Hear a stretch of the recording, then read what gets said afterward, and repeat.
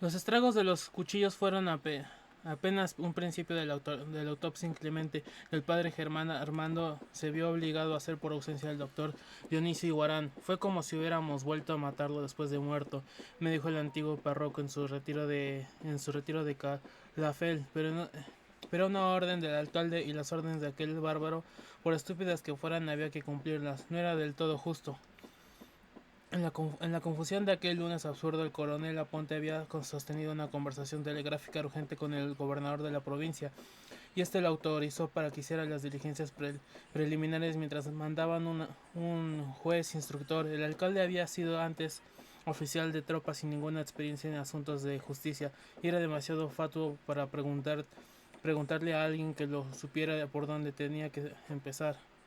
Lo primero que lo inquietó fue la autopsia. Cristo Bedoya, que era estudiante de medicina, logró la dispensa por su amistad íntima con Santiago Nazar. El alcalde pensó que el cuerpo podía mantenerse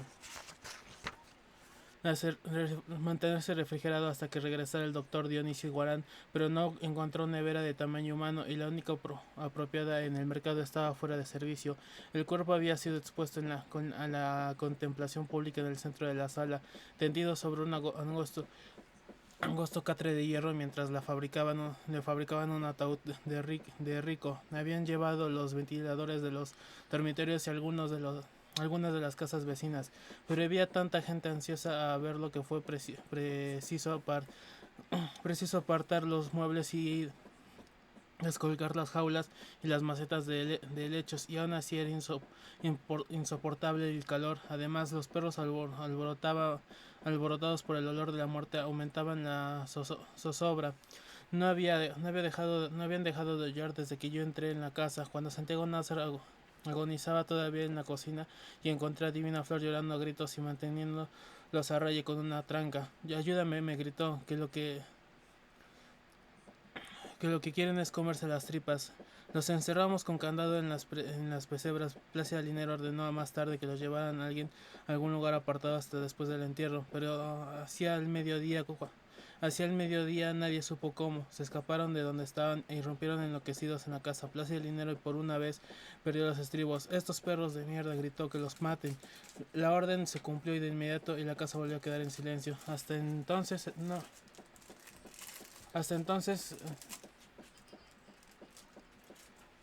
no había temor alguno por el estado del cuerpo. La cara había quedado intacta, con la misma expresión que tenía cuando cantaba, y Cristo Bedoya le había vuelto a colocar las vísceras en su lugar y lo había fajado con una banda de lienzo. Sin embargo, en la tarde empezaron a manar de las heridas unas aguas color de almíbar que trajeron a las moscas, y una mancha morada le apareció en el bozo.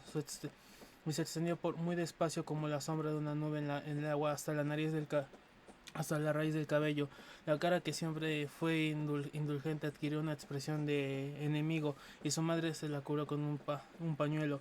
El coronel Aponte comprendió entonces que ya no era posible esperar, y le ordenaron al padre Amador que practicara la autopsia. Habría sido peor desenterrarlo después de una semana, dijo. El párroco había hecho la carrera de medicina y cirugía en Salamanca, pero ingresó en el seminario sin graduarse, y hasta el alcalde sabía que su autopsia carecía de valor legal. Sin embargo, hizo cumplir la orden.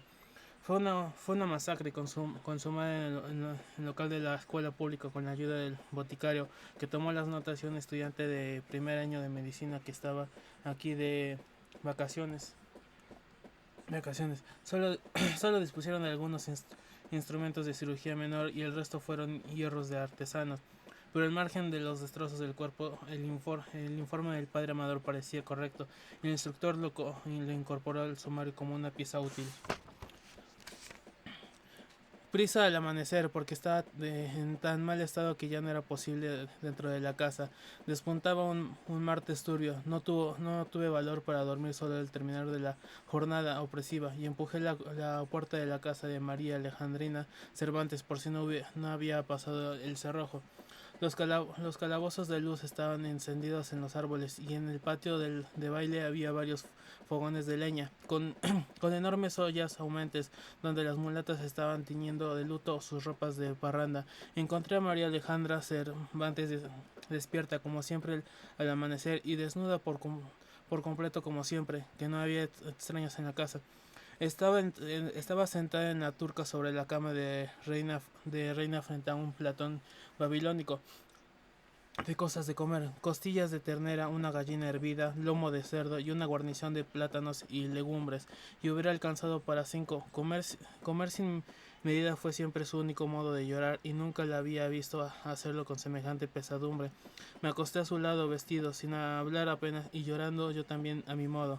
Pensaba en la ferocidad del destino de Santiago Nazar, que le había cobrado 20 años de dicha, no solo con la muerte, sino además con el descuartizamiento del cuerpo y con su dispersión y exterminio.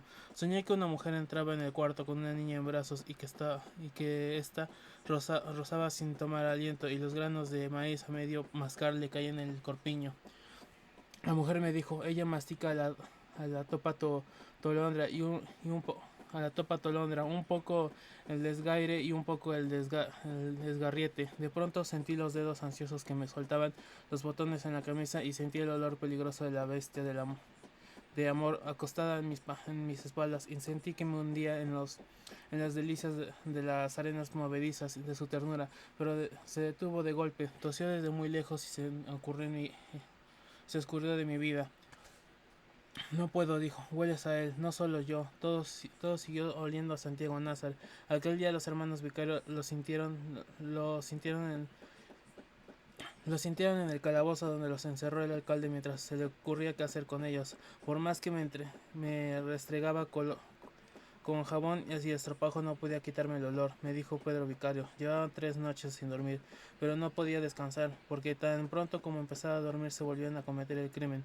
Ya casi viejo, tratando de explicarme su estado de aquel día interminable, Pedro Vicario me dijo sin ningún esfuerzo: era como estar despierto 2 veces. Esa frase me hizo pensar que lo más insoportable para ellos en el calabozo debió haber sido la lucidez. El cuarto tenía 3 metros de lado, una caraboya muy alta con barras de hierro, una letrina portátil, un aguamanil con su palangana, su jarra, y 2 camas de mampostería con colchones de estera. El coronel Aponte, bajo cuyo mandato se había construido, decía que no hubo nunca un hotel más humano. Mi hermano Luis Enrique estaba de acuerdo, pues una noche lo encarcelaron por una reyerta de músicos, y el alcalde permitió por caridad que una de las mulatas lo acompañara. Tal vez los hermanos Vicario hubieran pensado lo mismo a las 8 de la mañana, cuando se sintieron a salvo de los árabes. En ese momento los reconfortaba el prestigio de haber cumplido con su ley, y su única inquietud era la persistencia del olor. Pidieron agua abundante, jabón de monte y estropajo, y se lavaron la sangre de los brazos y la cara. Lavaron además las camisas, pero no lograron descansar. Pedro Vicario pidió también sus purgaciones y diuréticos, y un rollo de gas estéril para cambiarse la venda, y pudo orinar 2 veces durante la mañana. Sin embargo, la vida se le fue haciendo tan difícil a medida que avanzaba el día, que el olor pasó a segundo lugar. A las 2 de la tarde, cuando hubieron podido fundirlos la modorra de calor, Pedro Vicario estaba tan cansado que no podía permanecer tendido en la cama, pero el mismo cansancio le impedía mantenerse de pie.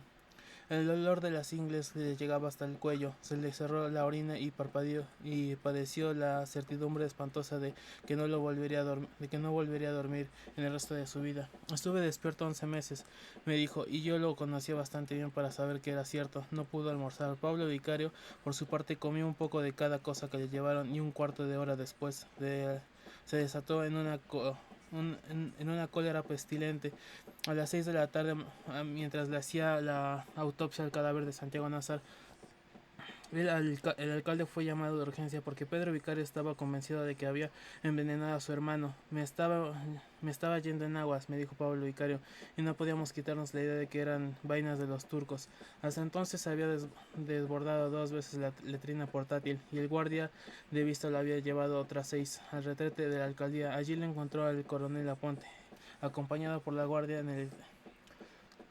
el excusado sin puertas, y desaguándose con tanta fluidez que no era absurdo pensar en el veneno, pero lo descartaron de inmediato cuando se estableció que solo había bebido el agua y comido el almuerzo que les mandó Pura Vicario.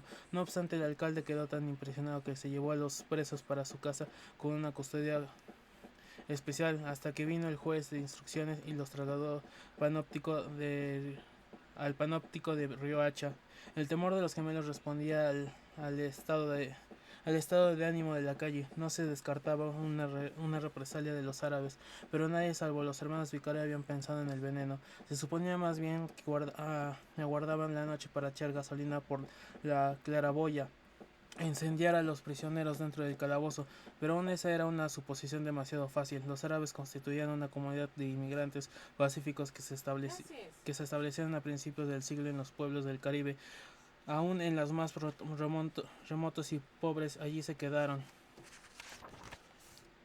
vendiendo trapos de colores y baratijas de feria. Eran unidos, laboriosos y católicos. Se casaban entre ellos, importaban su trigo, criaban corderos en los patios y cultivaban el orégano y la berenjena. Y su única pasión tormentosa eran los juegos de barajas. Los mayores siguieron hablando del árabe rural que trajeron de su tierra y lo conservaron intacto en familia hasta la segunda generación.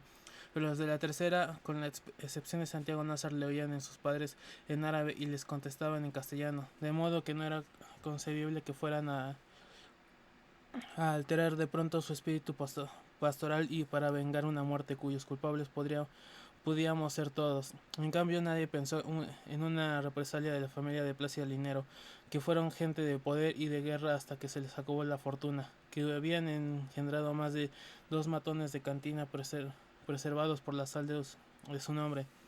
El coronel Aponte, preocupado por los rumores, visitó a los árabes familia por familia y al menos por esa vez sacó una conclusión correcta.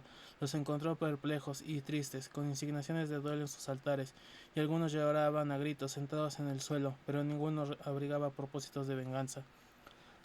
Las reacciones de la mañana habían surgido al calor del crimen y sus propios protagonistas admitieron que en ningún caso habría pasado de los golpes. Más aún, fue Suseme Abdala, la matriarca centenaria, quien recomendó la infusión prodigiosa de flores de pasionaria y ajenjo mayor que cegó la colerina de Pablo Vicario y desató a la vez el manantial fluido de su gemelo, Pedro Vicario. Cayó entonces en un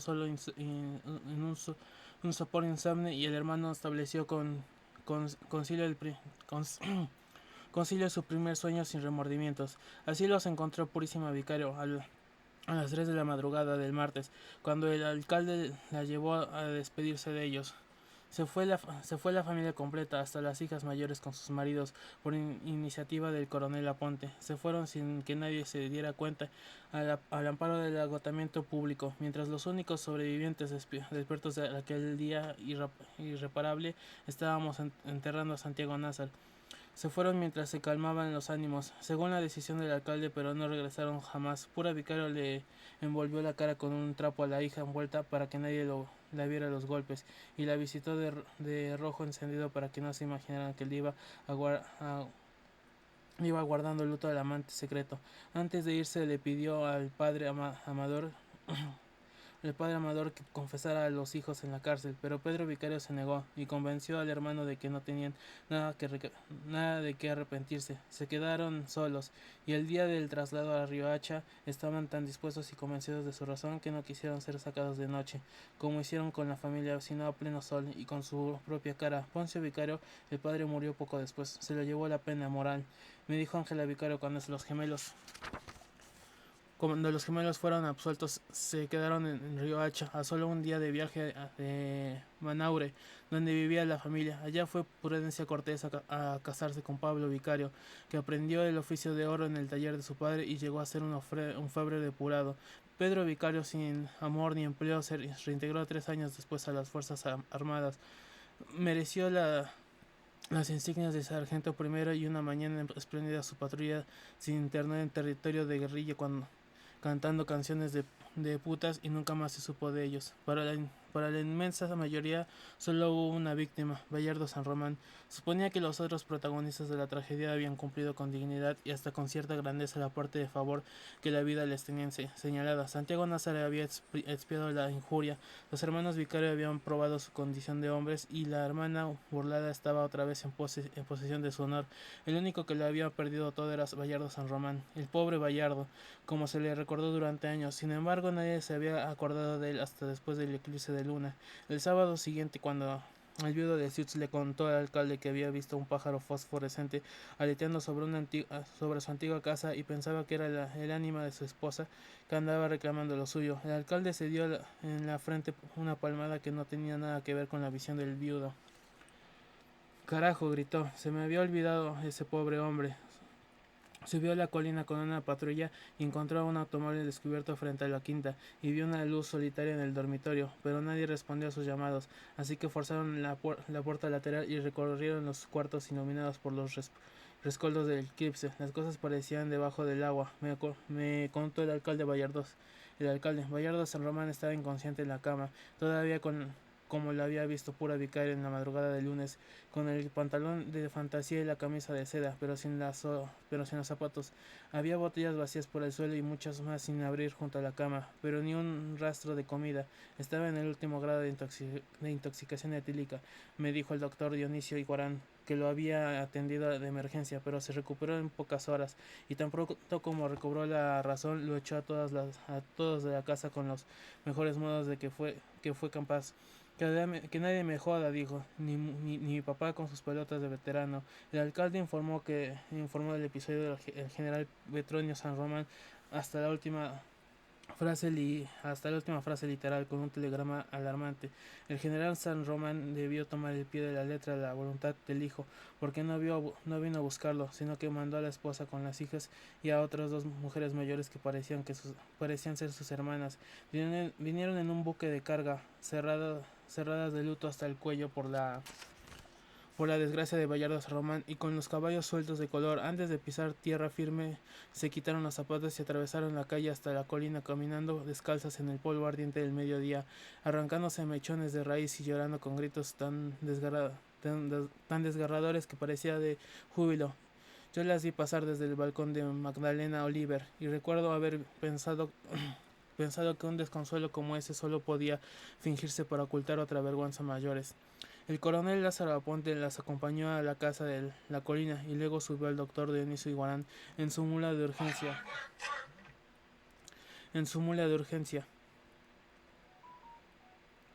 De urgencias. Cuando se alivió el sol, dos hombres del municipio bajaron a Bayardo San Román en una nueva hamaca colgada de un palo, tapada hasta la cabeza con una manta y con el espíritu de plañideras. Magdalena Oliver creyó que estaba muerto. Collans de Deu, exclamó, qué desperdicio. Estaba otra vez postrado por el alcohol, pero costaba creer que lo llevaran vivo, porque el brazo derecho le iba arrastrando por el suelo y tan pronto como la madre se lo ponía dentro de la hamaca se lo volvía a descolgar, de modo que dejó un rastro de tierra desde la cornisa del desperdicio hasta la plataforma del buque. Eso fue lo último que nos quedó de él, un recuerdo de víctima. Dejaron la quinta intacta. Mis hermanos y yo subimos a explorarla en la noche de parranda cuando volvíamos de vacaciones, y cada vez encontrábamos menos cosas de valor en los aposentos abandonados. Una vez rescatamos la maletita de mano que Ángela Vicario le había perdido a su hermana noche de bodas, pero no le dimos ninguna importancia. Lo que encontramos dentro parecían ser los afeites naturales para la higiene y la belleza de una mujer, y solo conocí su verdadera utilidad cuando Ángela Vicario me contó muchos años más tarde cuáles fueron los artificios de comadrona que le habían enseñado para engañar al esposo. Fue el único rastro que dejó en el que fuera su hogar de casa por 5 horas. Años después, cuando volvió a buscar los últimos testimonios para esta crónica, no quedaban tampoco ni los rescoldos de la dicha de Yolanda de Siutz. Las cosas habían ido desapareciendo poco a poco a pesar de la vigilancia empecinada del coronel Lázaro Aponte. Inclusive el escaparate de 6 lunas de cuerpo entero que los maestros cotores de Monpots habían tenido que armar dentro de la casa, pues no cabría por las puertas. Al principio el viudo de Sius estaba encantado, pensando que eran recursos póstumos de la esposa para llevarse lo que era suyo. El coronel Lázaro Aponte se burlaba de él, pero una noche se le ocurrió oficiar una misa de espiritismo para aclararle el misterio, y el alma de Yolanda Sius le confirmó de su puño y letra que en efecto era ella quien estaba recuperando para su casa de la muerte. Los cachivaches de la felicidad, la quinta empezó a desmigajarse. El coche de bodas se fue desbaratando en la puerta y al final no quedó sino la carcacha podrida por la intemperie. Durante muchos años no se volvió a saber nada de su dueño. Hay una declaración suya en el sumario, pero es tan breve y convencional que parece remendada a última hora para cumplir con una fórmula ineludible. La única vez que traté de hablar con él 23 años más tarde me recibió con una cierta agresividad y se negó a aportar el dato más íntimo que permitiera clarificar un poco su participación en el drama. En todo caso, ni siquiera sus padres sabían del muchacho más que nosotros, ni tenían el menor idea de que vino a ser en un pueblo extraviado sin otro propósito aparente que el de casarse con una mujer que no había visto nunca. De Ángela Vicario, en cambio, tuve siempre noticias de ráfagas que me inspiraron me inspiraron una imagen idealizada. Mi hermana la monja anduvo algún tiempo por la alta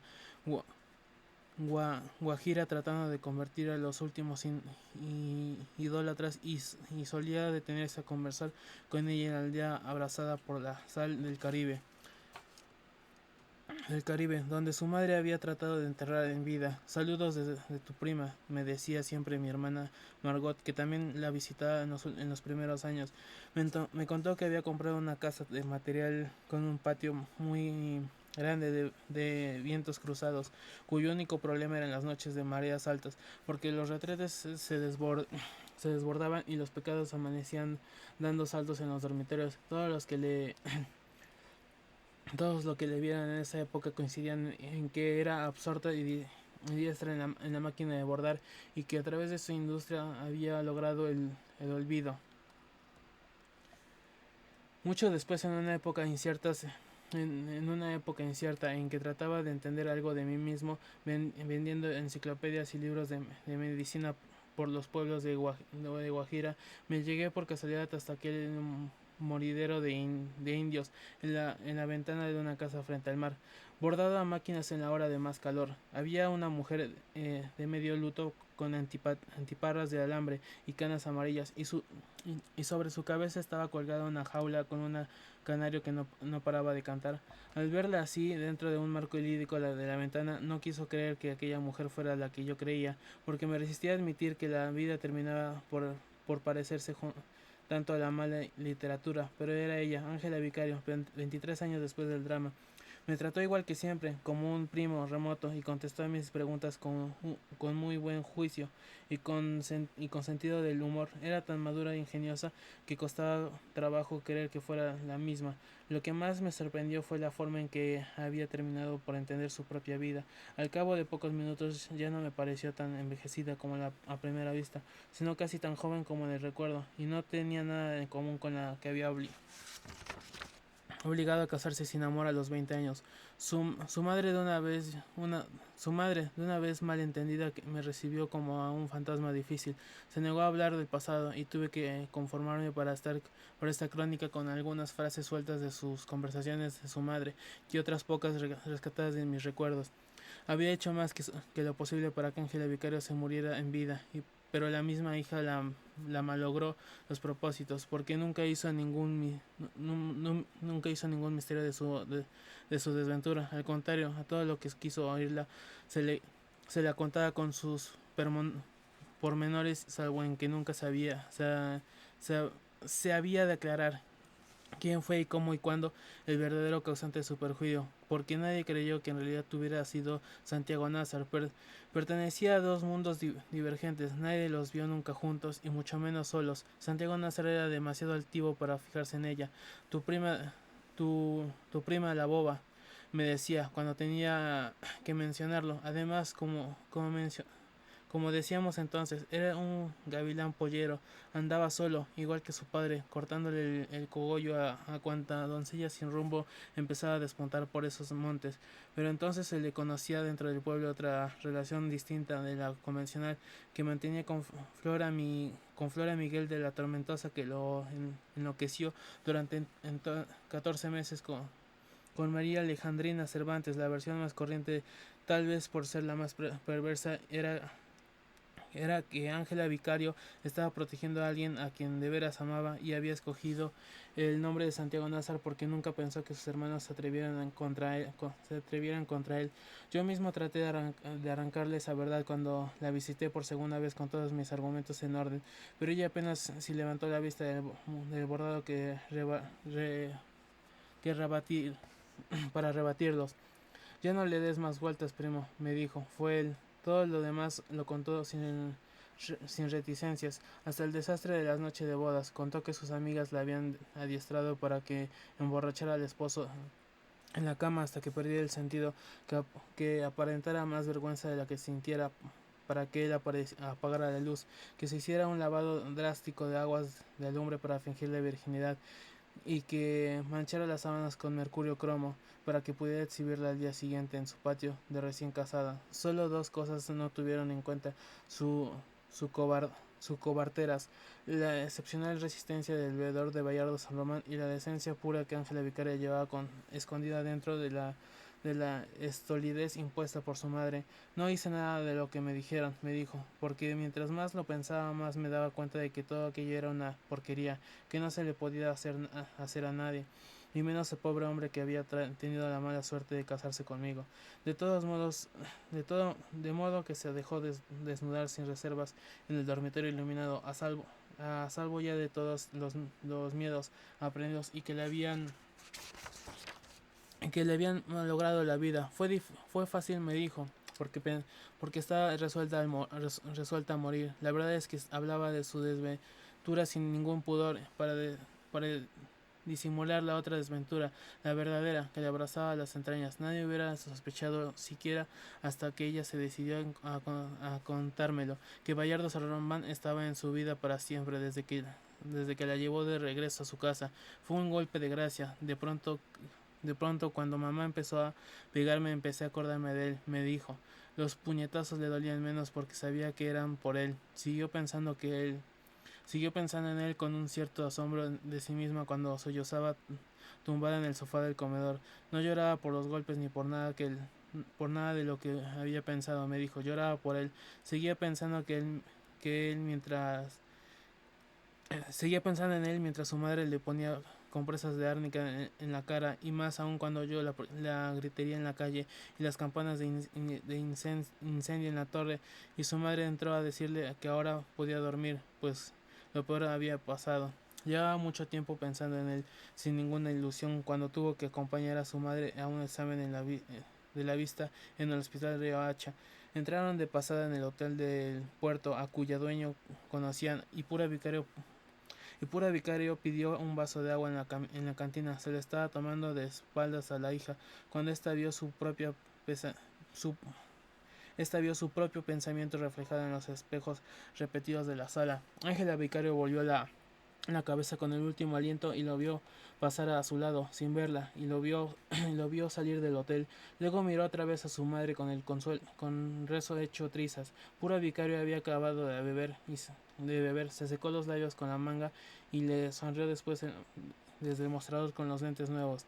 En esa sonrisa, por primera vez desde su nacimiento, Ángela Vicario la vio tal como era, una pobre mujer consagrada al culto de sus defectos. Mierda, se dijo.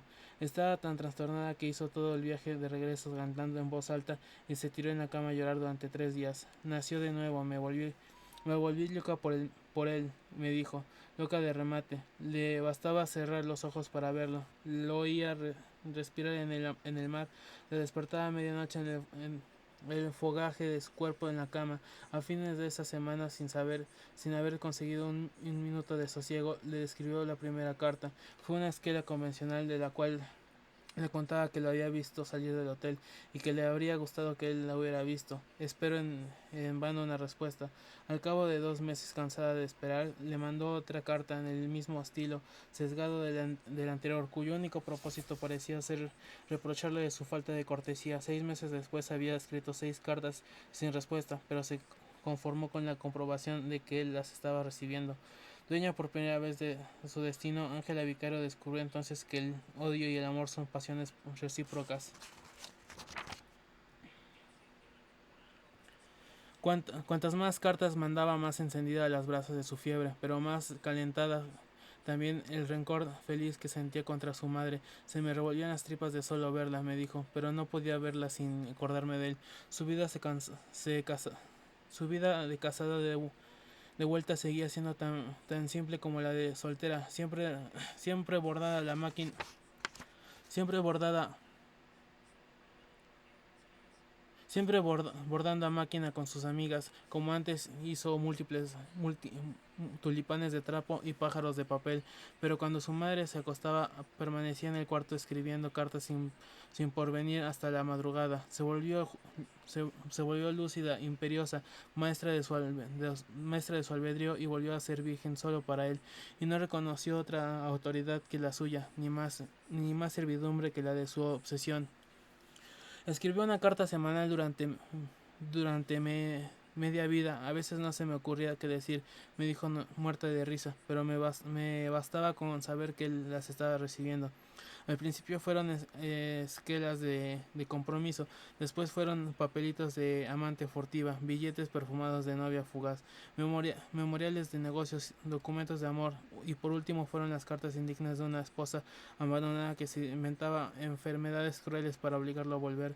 Una noche de buen humor se le derramó el tintero sobre la carta terminada, y en vez de romperla le agregó una postata.